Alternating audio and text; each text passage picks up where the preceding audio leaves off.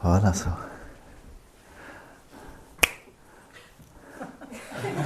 I'm in the mood for weaving.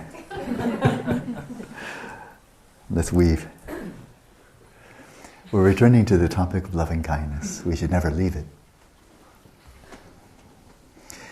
And our very capacity for loving kindness for ourselves or anyone else, of course, stems from this most primal drive we have, caring. I've never heard anybody besides His Holiness say that, but when he said it, it just struck me as so true. That there it is primal, built right into our Buddha nature, right into our very being, from the ground all the way to the surface. And as I wasn't really reflecting on it, but as thoughts came to mind this morning, it really struck me that insofar as, it's a gradient, insofar as our minds are resting in the natural state, not constrained, not cramped, not warped or woofed or distorted or obscured, just resting in the natural state, uncontrived, unmodified, unfixed, unimproved. The flow of caring just flows unimpededly. That's my sense. Unimpededly. It starts where it is, of course, but it just flows out unimpededly. And I think that's not just a nice thought, and like a happy thought, but I think there's evidence for that. At least from our perspective as human beings, and that's the only one we can really have for the time being. But if we witness someone in great pain, we hear them wailing, as long as your mind is in its natural state, just at rest, your heart's moved, right? You can't help it. If you see someone just joyfully laughing, you smile. It's not something you try to do. It's not something when you're good or in a good mood, just when you're resting in its natural state. What I find interesting here is that, I find many things interesting, is that we can care not only for beings who do exist, but for even beings who don't exist. Have you ever watched a movie and cried? Have you ever watched a movie and just felt sheer delight and joy in someone's success who doesn't exist at all? The character in the story, Or I saw in the news an item just a few days ago. For those of you who are like me, Harry Potter fans, if you're not, just don't raise your hand. I want my flow of caring to extend to you and not be impeded. But you remember in the finale when that lovely professor, that such touching professor, Remus Lupin, you remember him? And you remember he died? Yeah. Wasn't that a heartbreaker?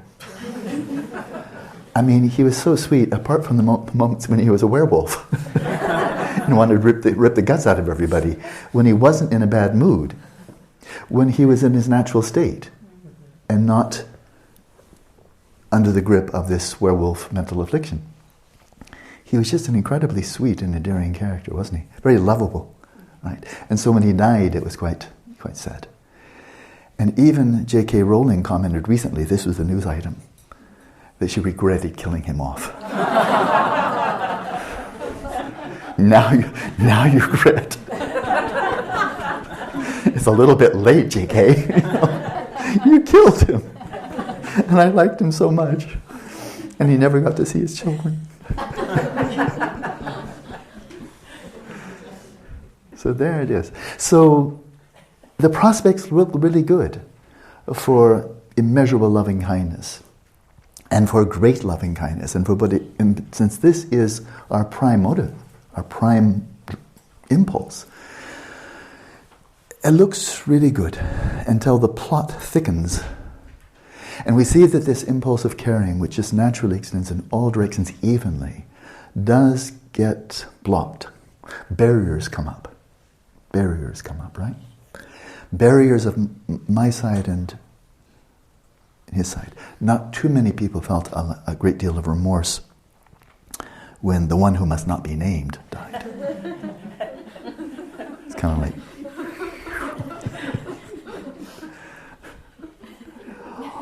Although there was that scene in the, wasn't it Victoria Cross in the railway station, where you look at that pathetic little humanoid creature and kind of feel, oh, maybe we can even care for him, right? Not deviating too much from the central theme here. What impedes, what creates the barriers to the impulse that would otherwise flow unimpededly, make us natural bodhisattvas, effortless bodhisattvas, right? What are the barriers that come up? Well, of course, for starters, we're often the wrong track when we reify ourselves, reify others, and reify the difference between self and other, the dualistic grasping. That doesn't look like that's going to turn out well. Because then when we add self-centeredness to that, prioritizing our own well-being over the other, this looks like it's not going to turn out well. And then among the other, then we differentiate those who seem to be on my side, I care. Those who are against me, I want you to die. And the ones who are relevant, I don't care one way or another, attachment, aversion, and indifference, that's not going to turn out well, right? But we make this specific, because I don't want to just deal in abstracts. As we ourselves, as we go into the next meditation, this will be our last meditation in this sequence of immeasurable loving kindness. What I'd invite you to do is settle your mind in this natural state. And then see who comes knocking on the door, but you might actually put an invitation on the door. Enemies welcome. Enemies as in those for whom your heart's not really that open. There's resentment, there's anger, there's contempt, disgust, hatred, aversion, dislike, disgust, so forth. We have so many words for it. Where if we try to develop loving kindness for that person, it's contrived. It's not very sincere, not very deep. And as soon as we stop trying, it vanishes. Whenever there's such a view, and I know it well, of course, towards an attitude or perspective on another sentient being, there's always a story. I think in my case, there's a story. There's something behind it. There's something that led to it. It didn't come out of the blue. And my sense is that my very strong conviction is that when we find that the flow of caring, and therefore the flow of loving kindness, is blocked, it's because we conflated the person, and of course it could be whole groups of persons, of individuals and so on. We've conflated the one for whom we do not feel loving kindness, do not care, with something that they are not, which means it's delusional. We've equated, let's say a person, let's make it singular. We've equated a person with something disagreeable.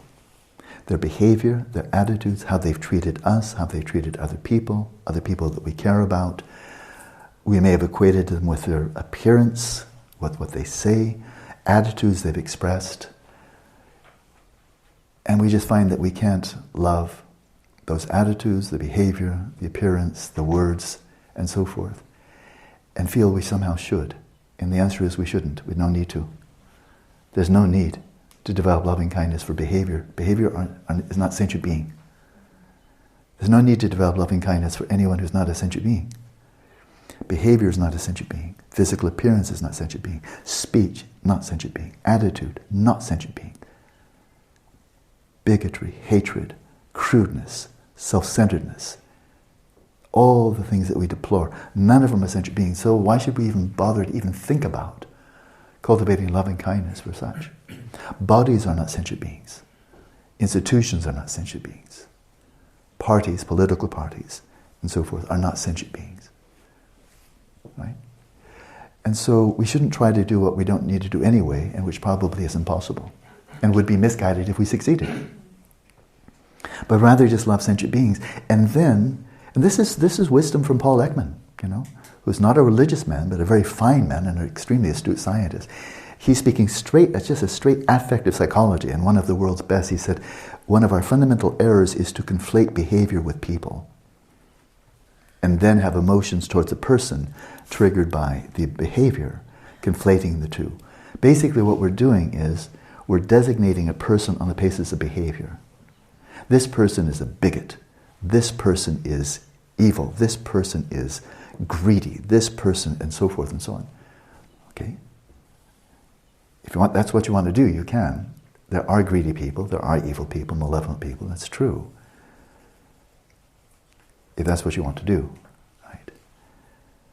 But to actually equate, to equate the two and then reify, that's where problems will be. That's where the lead walls come down and impede the flow of caring.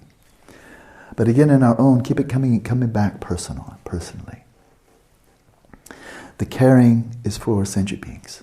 And we can, for the time being, we can speak of human beings, but certainly don't want to be constrained there.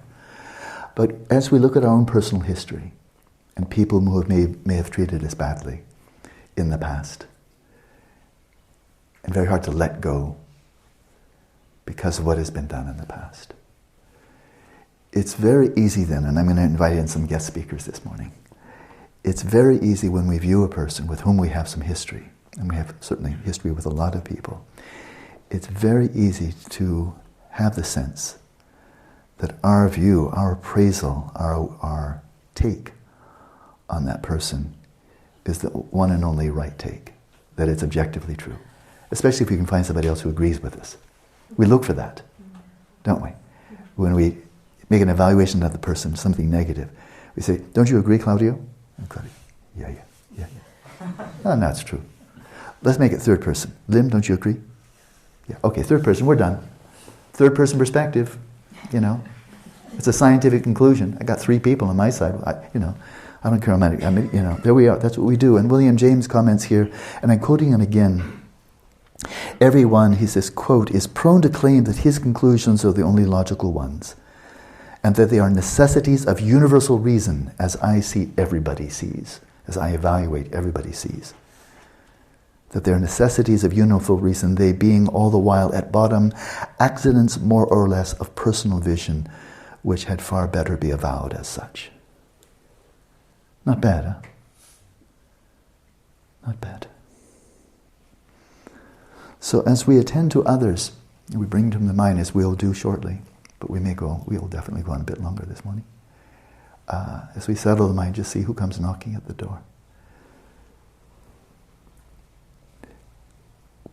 People may come to mind that we know a fair amount of by way of the media. We're inundated with media, so we have a lot of information there, right? And then, of course, we may recall people with our personal histories, our engagement with them over the past. And we see where the barriers come up. But a very simple point, it's crucial though, is that whoever comes to mind, really struck me this morning more deeply perhaps than before, whoever comes to mind, the worst villains of history, the most sublime people of history or of the present, of personal people that we know in person over the years. Whoever comes to mind, of course the appearances coming to mind are arising in the space of our own minds. We're not plucking them from objective reality. They're being freshly created, of course, because they weren't waiting to drop into our mind space, right? Into our mind space. They're actually emerging from our mind space. Whoever we're thinking of at any time, Jesus, Buddha, Genghis Khan, whoever it may be, the appearances come up. And all of those appearances are emerging from the space of our own mind, and they're all painted. They're all painted by our own minds. They're all painted. We have no hues, no colors that we can draw from outside of our own minds. We can never jump outside and say, I'll paint a picture of you using your colors. No can do. I can paint a picture of me painting my colors, that's easy, do it all the time. But whenever I paint a picture of you, I'm always painting you with my colors. Right? What makes sense to me. And so if you have virtues that I cannot even conceive of, and some of the individuals, well, all of the individuals behind me are like that, represented on the altar, they all have virtues beyond my conception. And so when I think of them, I cut them down to size. My little, paint by the dot. Like that, what do they call it? Paint by the what's it? Numbers. Paint by numbers. My little numbers. My little crude caricatures of His Holiness Dalai Lama, Tara. But I cut them down to, I don't want to. I like to see them as they are, just not up to it. So I see them as I am. But what this means, well, let's just go there for the moment, that the Padmasambhava, the Dalai Lama, Gyatso Rinpoche, the Buddha himself, who come to mind, who come to my mind, have no existence outside of my mind. They don't exist in Mary Kay's mind, or Lim's mind, or Andre's mind. You don't have to borrow, you can make your own. But they're not simply, Tara, Avalokiteshvara, Manjushri, and so forth, of course. They're my take. Which means these sublime beings, as they come to my mind, have no existence whatsoever outside of my mind. They don't exist in Claudio's mind. They don't exist in some objective reality or in the mind streams of these sublime beings. They're only mine, right? But then when I think of people with whom I've had discord, conflict, who maybe I feel have treated me poorly over the years, whoever that comes to mind, I painted them with my mind as well. Which means as I bring them to mind, there is nothing outside of my mind that corresponds to those, because it's my painting. Inspired, as they say, by like movies that are inspired by true events, but you have no idea when you're just watching the movie. Where did the truth start? Where did the fiction begin? You have no idea. In other words, it's just a movie. So when we find that resistance, the flow of caring is impeded.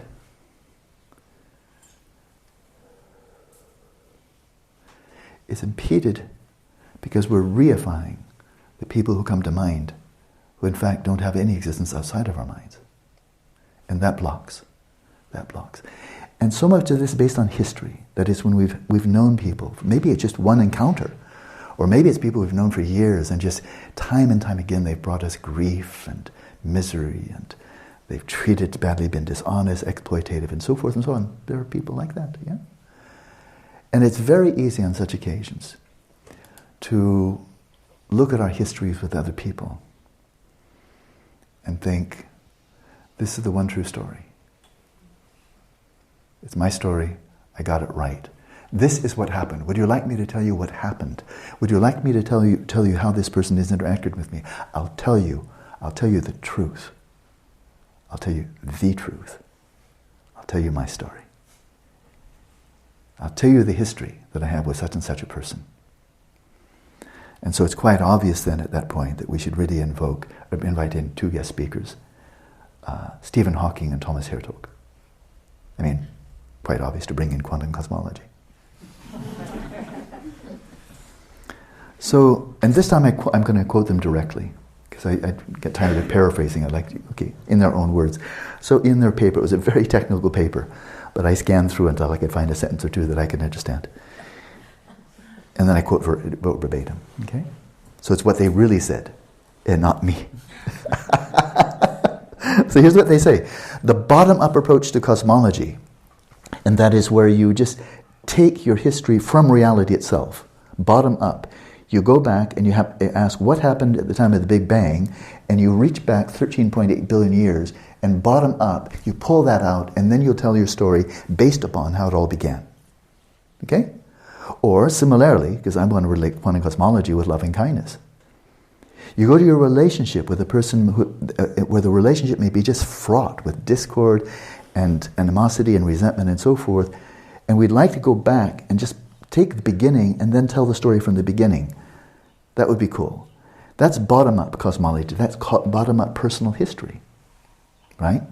The bottom-up approach to cosmology would be appropriate if one knew that the universe was set going in a particular way in either the infinite, in either the finite or infinite past. That is, you could do that if you knew the universe was going in a particular way. That is, if you knew the original initial conditions. If you knew t equals 0, this is where it started, you got a lock on that, then you could play the story forward. Right? We don't. We don't know what triggered the Big Bang. Not a clue. That first moment when you encounter someone, anyone, that first moment, hello, you're meeting them from the very first moment. That person is not a tabula rasa and you're not a tabula rasa. You're not blank sheets. You're not empty sheets. You're coming in with history. In that first moment, you don't know what brought that about. Right? that big bang of that relationship. You don't know what triggered it.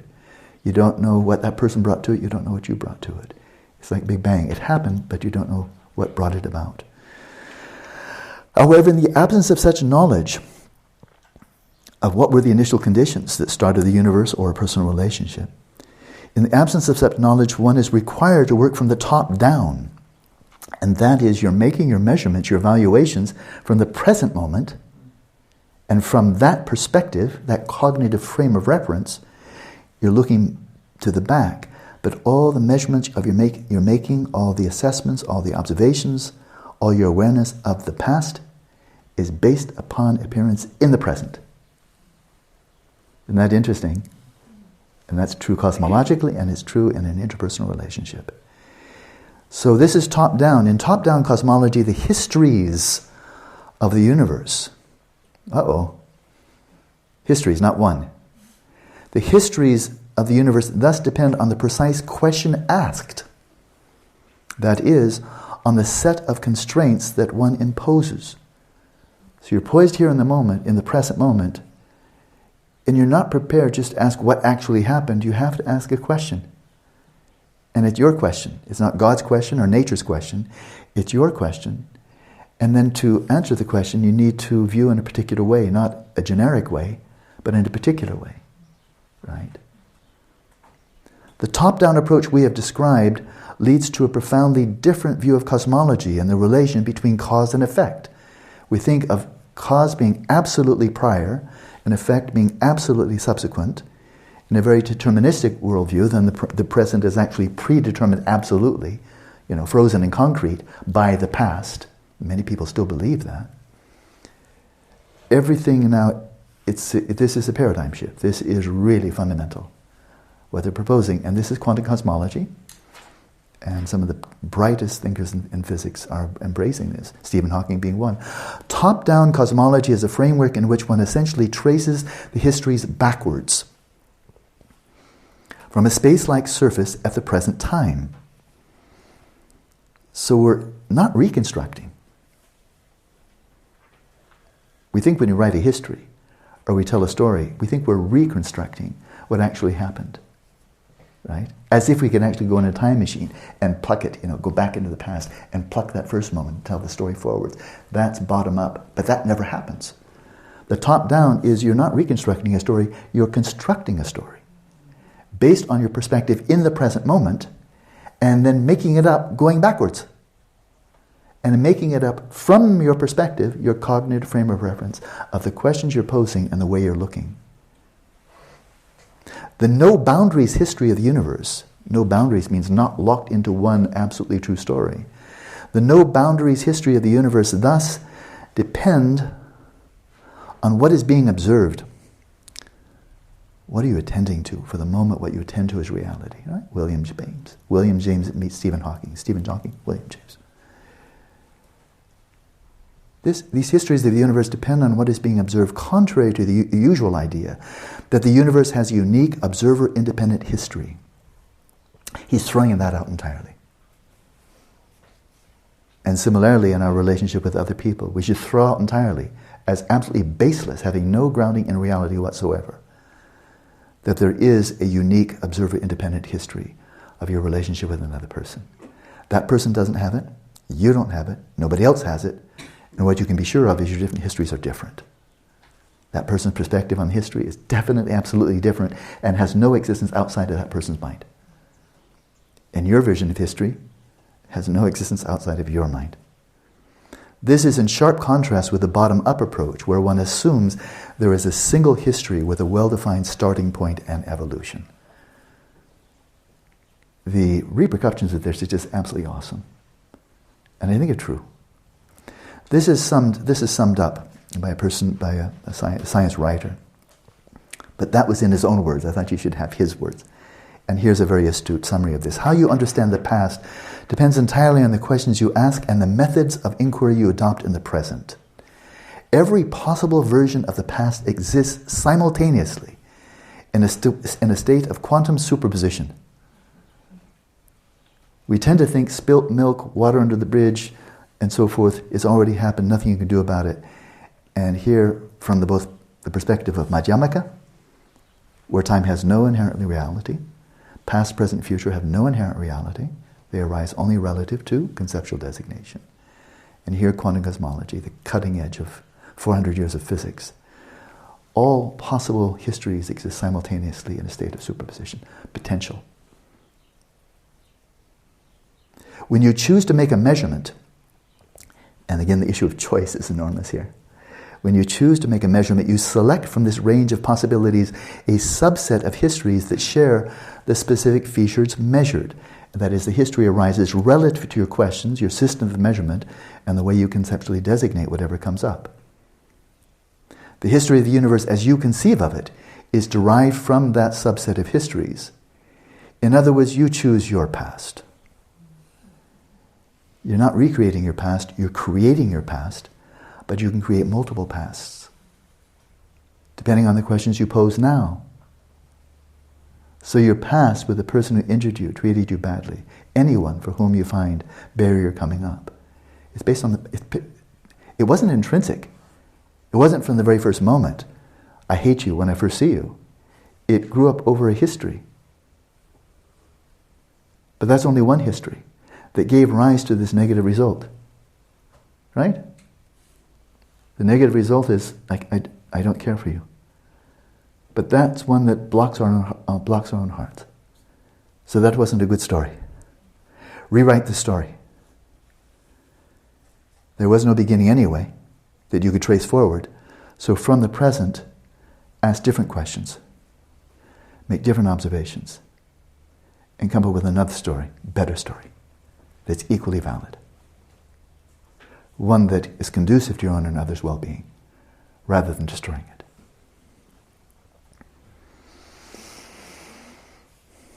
So it suggests that what is happening in the present is your choice, it's as you like it, but even the past itself doesn't really exist, does not have one absolute history to it. The past itself is as you like it, you choose. Which then, of course, is an obvious thing to go from Stephen Hawking to William Shakespeare. To his play, As You Like It. All the world's a stage, and all the men and women are merely players.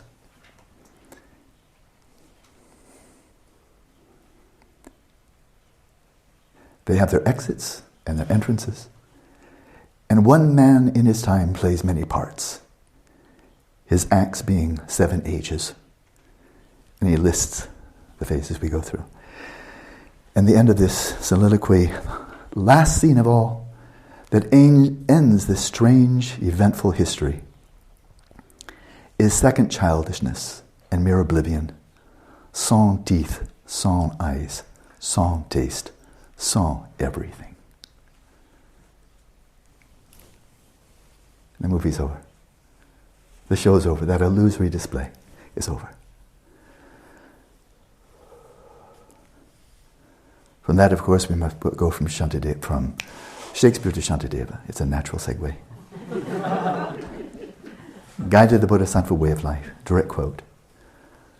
My enemies will not remain, nor will my friends remain. I shall not remain. Nothing will remain. Whatever is experienced will fade to a memory, like experiences in dreams. Whatever is experienced is reduced to a memory, and all that is past is seen no more.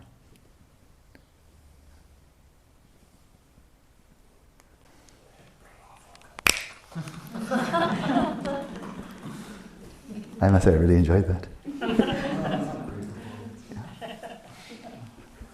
So let's meditate.